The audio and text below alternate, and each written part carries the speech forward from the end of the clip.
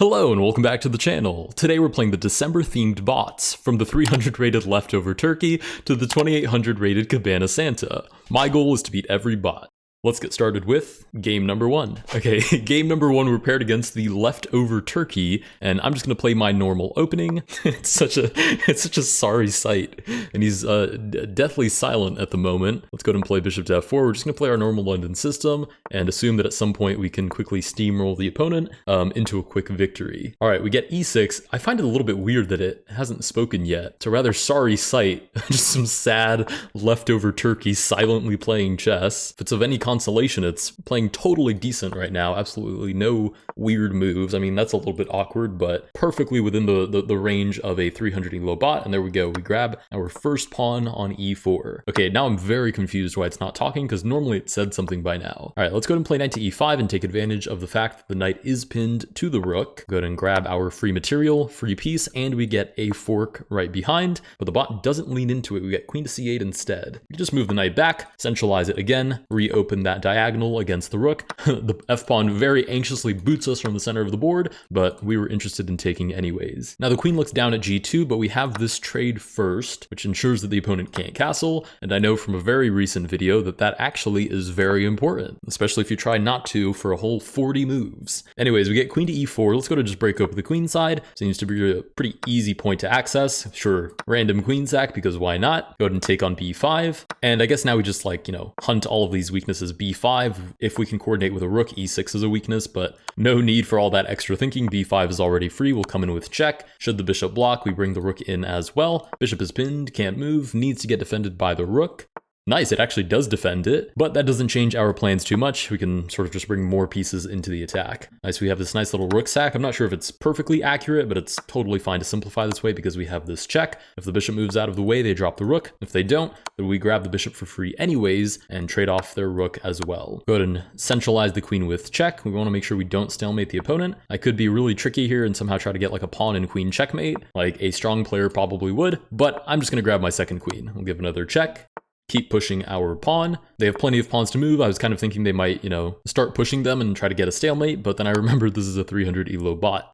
Oh, actually now I can set up a sneaky little checkmate. Queen c7, queen a7 would actually force mate. The king moves to a5, which it probably will. Then we don't have that, but we do have this discovered check promotion on the next turn, and we'll get our favorite type of checkmate invented by John Ladder. Ladder's mate, nice. We beat some leftover turkey. I'm not sure that's anything to call home about. With that, we do win game number one. Let's go to move on to game number two. All right, game number two, we've switched sides for the ghost of games past. I guess it's just a ghost we're playing against. I'm usually summoned to offer redemption to really old mean guys, but you seem cool. Yeah, I'm not your everyday Scrooge, I don't think. Let's go to move pawn to d5. We do get the fianchettoed bishop. The wins, the losses, the draws. The past has much to teach us. This is true. And if I actually bothered to look at the game review, I might actually learn something. But no such luck for that part of this website. Every move you've ever made informs the game you're playing right now. This is true. Everything I've ever done in life has sat me down to play with gingerbread-themed chess pieces. After this, I'll show you what your life would have been like if you've never played chess. Spoiler, you get really into rhythmic gymnastics. I believe it. I could see that. That makes sense to me. That reminds me of your 456th ever bishop move. Where does the time go? Oops, I might actually need to revisit my own games. Yeah, do some introspection. Stop worrying about how much I review my games and go review your own. Don't worry about inaccuracies. They're in the past now. That's my theory as well. If you sacrifice a piece, there's no need to stress it. You've already done it. Focus on actually getting the attack home now. You probably do not need an immortal spirit of chess to tell you that move was obvious. Remember how much fun it is to slide the queen around the board, or have you forgotten? It is fun, but it's more fun when it's a good move. We'll go ahead and just drop the bishop back. There's no actual removing the guard threat that would lose us the bishop right now.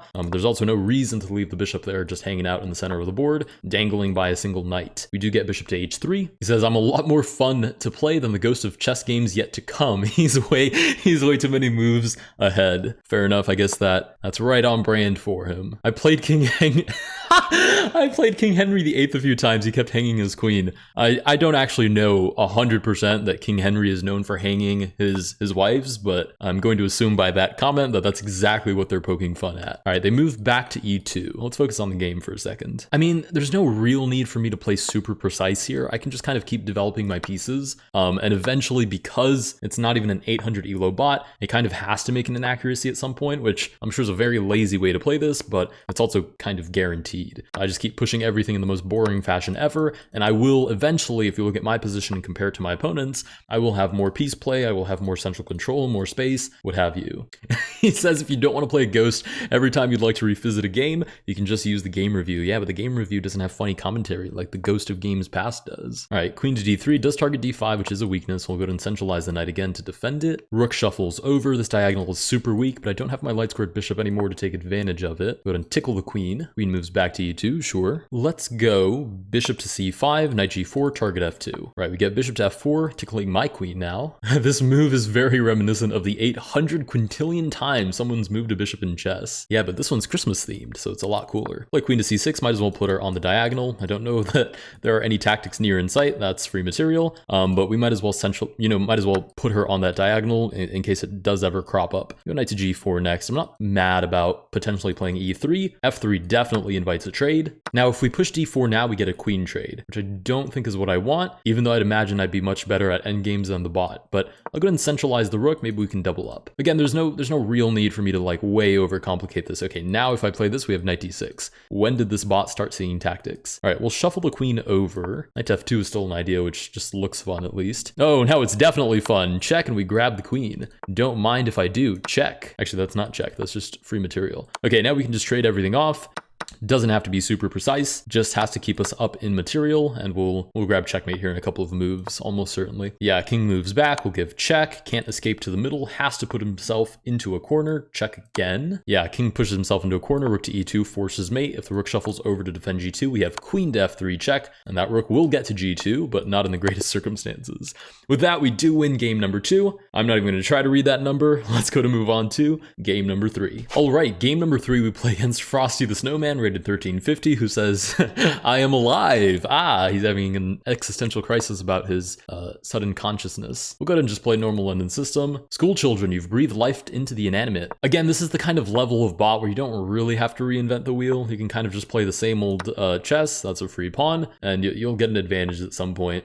I'm going to need a social security number. Can I use yours? I'm afraid that defeats the entire purpose. I'm sure you have a good reason for making that move. No idea what it is, but I'm sure you have it. I sure do. Queen of b6 targets b2. The kids who created me have lost interest and are now screaming 6-7 at passing cars. Oh, how the times change. I suppose I should probably defend this pawn. I'm just going to play b3. Sure, bishop to f5. Not super afraid of just trading off pieces. Can I crash at your place? I'm honestly fine under the deck. I'd imagine you'd be best off there. In the kids' song, they say I run into traffic, so I feel like an inaccuracy here is not a huge deal.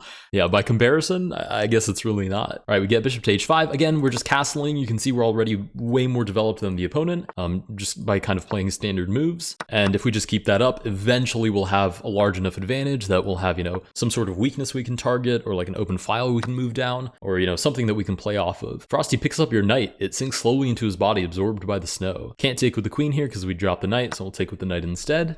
Can you teach me math? Somebody's got to teach me math. Yeah, that's going to be important. Wait till you learn about taxes. You're going to love that. We'll go ahead and pin the bishop. Wow, that is definitely an arrow of all time. And now we can play a3 and pick it up for free. I'm having an absolute meltdown here. Oh, he's just loaded with puns. All right, we'll go ahead and take on a5. b7 is a weakness. We get queen to a7. Come on, I wasn't born yesterday. I was born today.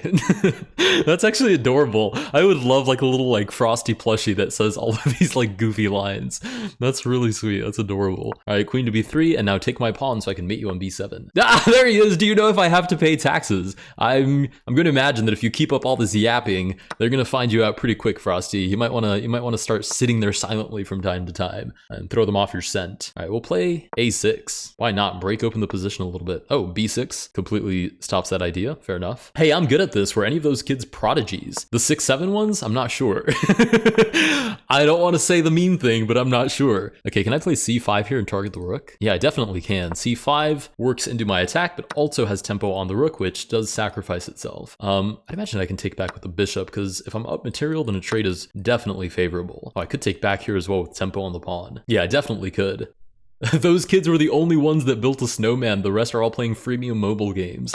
It's okay, Frosty, at least they made you, so now you can sit here and enjoy chess with me. After this, can you help me set up my dating profile?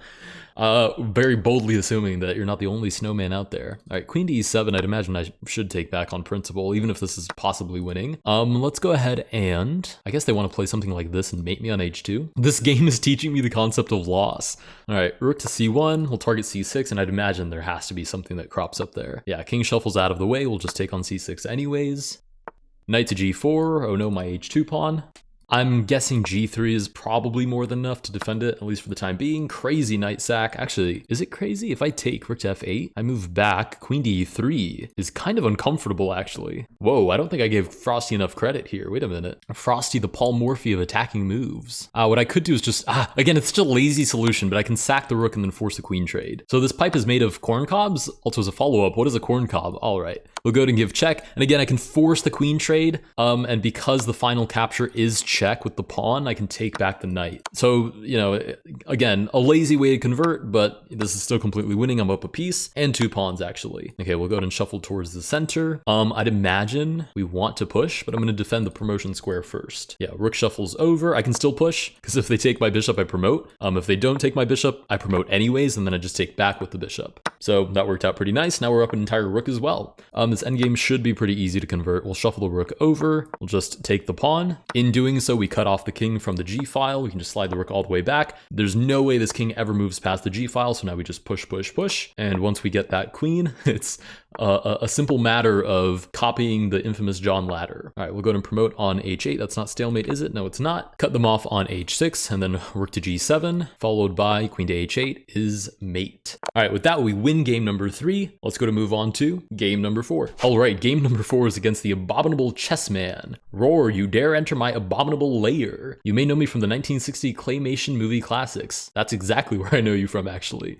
All right, let's go ahead and play Sicilian. We'll see how much Sicilian theory the Abominable chessman, who's rated 1800, knows. Pawn to d4 seems to know plenty. Let's clay. All right, here come the terrible puns. And we'll go ahead and just play g6. This piece is going to look great in my icy layer. It'll really bring the place together. Yeah, all of the different varying colors of blue. I'm sure they look very nice. I hope you have a very unhappy holiday. This game is snowballing. It sure is. We'll play knight to c6. Ooh, queen to c3 is really interesting because it sets up this discovered attack. Did I just walk into something that I didn't need to? I have no idea. I'm going to take on d4. Note to the animators, please adjust my face from vague resignation to threatening malaise. All right, queen to d4. We'll play knight to f6. e5 is an idea, and they could take away my castling rights, but they don't lean into it, so bishop g7, and I think we're kind of just back on track. Now they do play e5, again we can take. They could take away my right to castle, but they don't. They take on e5 instead, so we will definitely castle right now. I'm shaking because that was a really good move, but also because it's really cold. Developing my bishop cost the animation studio $1,000. That's really funny. All right, bishop to e3. I think that just walks into knight to e4. Discovered attack, and then we can take the bishop, which is favorable because the knight is never going to be as good as a bishop in an open position like this. Wow, taking with the f-pawn is definitely a choice. When you live in the Himalayas, there's not much else to do but play chess. I guess that's a fair enough reason. Let's just keep developing. Bishop to e6. Inaccurate, just like people who say Yetis aren't real. Can't handle the snow, get off the mountain. Wow, a little trash talk from the Abominable Yeti chessman. All right, rook to d1 is kind of annoying. Again, I really could just lean into an endgame here and probably be better. So we'll go ahead and offer a queen trade, which we do in fact get, because I have both of these bishops pointing into their position. I can't possibly imagine they're going to be able to hold on to it. I mean, they've already lost the a2 pawn, which means I can develop my rook, which means I target the c2 pawn. They have doubled pawns because they allowed that capture. Now c2 is gone as well. And I mean, I have nothing to celebrate with my own pawn structure, but you know, I'm up 3 points worth of material now. I'd imagine that has to be some sort of advantage. We do get rook to f3, which is a rook trade, which, I mean, that also has to be better for me. There's no way for them to get into the 7th rank because the bishop defends. We'll go ahead and play rook to c8. This will be a matter of converting the endgame. We will develop the king as well. Throw in a little h5 action so they're all connected. That way there's only one base instead of 2 bases, which could be attacked from behind. There's only one, and this one's retroactively defended by the bishop. All right, bishop goes back to f1. What we really need is to trade off rooks here, which would be great. We'll see if the Yeti stops it. They don't. Rook to a2 allows us to trade bishops, and because it's a same colored bishop endgame and I'm up 3 pawns, I can't imagine a universe where this isn't completely winning. They do develop their king to the center. We'll play e5, grab some center space as well. Ooh, a trade. I'm not mad about that. King to e7. I guess we walk our way this way and try to promote the b pawn. They're going to be very aggressive about stopping us from doing that. But they move back. Okay, king to d6. I think we're just back on track now. Yeah, bishop goes back. If it had at least parked itself on e8, I would have had some fears about the king getting in and dropping f7. But if it's going to move itself back to e2, then I can just freely push my pawn. Okay, I don't know what's with me and doing these arrows today that are like way off to the side. Right, bishop goes back. I just push again, don't I? I could even play b3 because it's defended by my own bishop. Right, they advance again, b2. This bishop is forever trapped defending b1. Does move back. I think I can just walk my king all the way down and force them to lose the bishop. Oh, that's not what I meant to play. I was going to play king to d3, but that's illegal, so then it changed it to d4 because I had my mouse like right here. All right, king to g5. Now, as long as this bishop is stuck here, this king literally has no way of ever breaking through the position, so I can freely go and boot that bishop from b1. Nice. Oh, I guess they could take on g6. Oh, but they didn't. We get bishop to e4 instead. We'll go ahead and promote. Nice, the bishop is gone. Now it's just a matter of pushing the b pawn all the way to the other side and getting ourselves a brand new queen. The king is behind the pawn, which means it's literally impossible for it to stop it. Yep, b2. The king is just running around randomly because there's really nothing to do unless I randomly decide to move the bishop. He's never getting any of my pawns. We promote to a queen. Nice, we'll just slide back. Might as well hunt down all of these other pawns. And I will see you guys as soon as we have ladder mate on the board. All right, we've finally set up that ladder's mate by way of promotion with 3 extra queens that I didn't need. We promote on h1. We do get that checkmate. With that, we've won 4 out of 4 games. Now for the final boss. All right, final boss is the 2800 Cabana Santa. Ho, ho, ho. It's a chess showdown with Santa. Look at you. You're still not recovered from summer break. All right, we'll play d4. Not because it's my favorite opening. This time it's because I need my most solid opening against such a strong bot. I'm playing this game from the beach. Shout out Santa. I guess he only works, what, 1 night of the year while the elves do everything else. Officially off Christmas duty this year. Is that so? Play pawn to e3. Who's in charge then? Who are we putting at the forefront of this rather large Christmas operation? Oh, the elves. It'll all be fine, I think. So I have a really good movie that you should watch with Will Ferrell called Elf, and then come back and tell me if you think everything will be fine. Let's have a toast to the thrill of the game, the spectacle of one sec. Got sand in my mouth. That's disgusting. I'm gonna take back with the queen. That's how it goes in the harsh holiday winterness. Oh, I'm sure it's harsh out there on the Copacabana beach. Go ahead and play knight to f3. So far off to a pretty standard game. I'm surprised that such a strong engine has played such a normal line. They sometimes program it with like anti-London systems, like h6, g5 and what have you, but this one seems to be playing pretty tame. I guess he's chilled out from being at the beach. When was the last time you swayed in a hammock? Far too long ago. Far too long ago. I need to make that a priority to do again. We'll play c3, stops knight to b4. Yeah, and it's allowed this very standard London setup. We'll go ahead and take back with the pawn and then just reinforce. Maybe it's just gonna like slow squeeze me out of the game. I'd imagine that's what it has in mind. That's how most humans would lose to a bot. But I don't know, this just seems like really slow and good for me somehow. Okay, h6. If that sets up g5, I'll play bishop g3 and celebrate that I get h4. So I don't think that's a concern. I might even play g4 myself, looking for g5, which I know is a very bold way to play against a bot that's rated 400 points higher than me in my best like time control, because this is my bullet time control, or rather my bullet rating. My actual rating is closer to like 2000, 2100, somewhere around there. So, you know, it's more like 700 points. But okay, you only live once, and Santa needs to go back to his surfer watching. Okay, knight to e7 is also such a strange move. I'm assuming it looks for knight to g6, which doesn't look that concrete. Or it's looking for like g5, knight f5, then I just take. g5, h5 could be an issue. Oh, and then it stops g6. Okay, maybe that's what the knight is there for. All right, we'll just throw another pawn at them. I have one less attacker on e5, so one of these is redundant. We'll play h5, and then we're trying to force g5 next. c4 doesn't change anything. I'll keep her on the diagonal.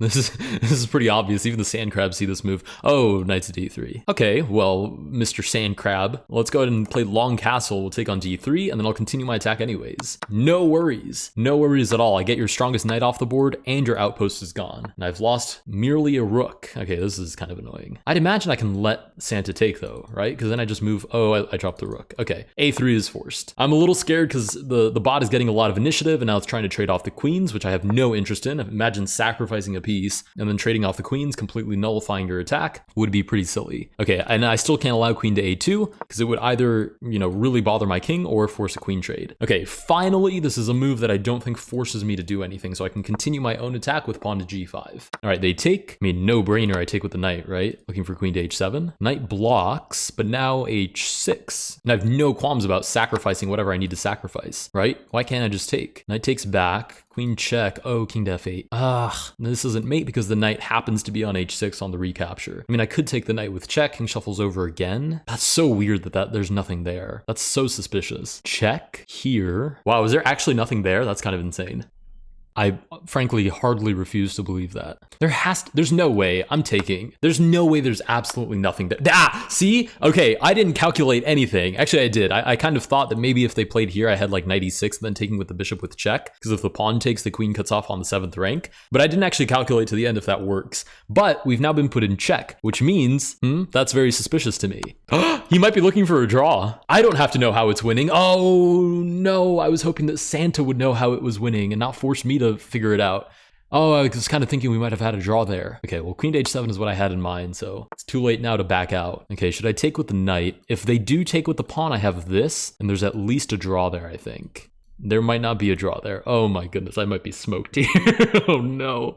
I was also going to say, if knight takes king to e7, I might also not be winning. And I would play something like this if I didn't have to come back and take the knight anyways, and then I've just pushed their king further away. Okay, I'm going to take the knight with check. King shuffles over, right? Because king to e7 falls to this. But what if I just play this anyways? Yeah, the other issue is this is really a two-piece attack, because I've not figured out how this bishop actually gets into the position yet. Oh, what if I sack the knight? King takes. Oh, that's not what I meant to draw. Check. King goes back. Bishop g5. King d7. Check here. Check here. Oh my goodness, this is not great. I could sack the knight on e6 too. Let's do that. It's a little more promising because then the queen sits directly in front of the king. Okay, we get checked again. Please, draw. All you have to do is go back and forth. Yes, we will make peace. We will be agreeable partners. Yes, check. And then you have to go back here anyways. Oh, this might have actually been the move. Oh, we got a draw. Oh, we got two brilliant moves. Wait, go to the game review. That's so crazy. Hold on. This is so insane. Oh, I have to change the background too. Wait a minute. Okay, there we go. That's the original background. Let's expand this so you guys can see. That's so okay, and who cares about our name text at this point? 96% accuracy. Oh, I just freaking smothered him. Oh, that's so good. Look at that line too. Very drawish the entire time. I knew it was weird the bot wasn't playing super. Hold on, I have to look at that still. Wait a second. I was gonna say 2 brilliance in one game is insane. I have to admit it was very weird to me that the bot wasn't playing aggressively at the beginning, because normally if I can get out of the opening alive, I can hold my own for the rest of the game, no problem. That's so insane. Okay, hold on.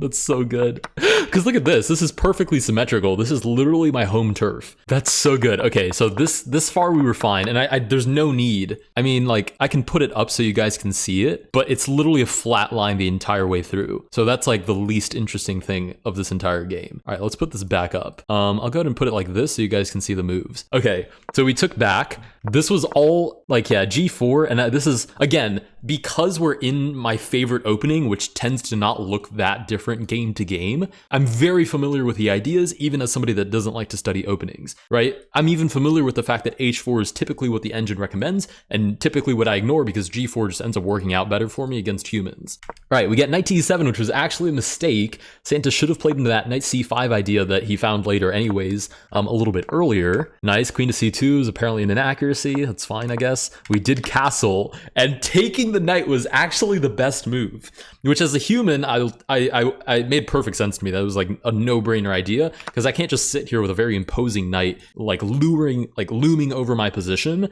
while it cuts off my queen from the attack. Like, that is the antithesis of all of these moves that I've just made. It makes way more sense. Oh goodness, I skipped right past it. Way more sense to just lose the rook, get rid of the pawn that holds onto the outpost, and just have that queen looking into that position the entire time. You'll notice that all of these other pieces have a long way to go before they're actually attacking my king, whereas I'm basically like locked and loaded, poised for that kingside attack. Okay, queen to a5 was also an inaccuracy. This is a very inaccurate 2800 engine.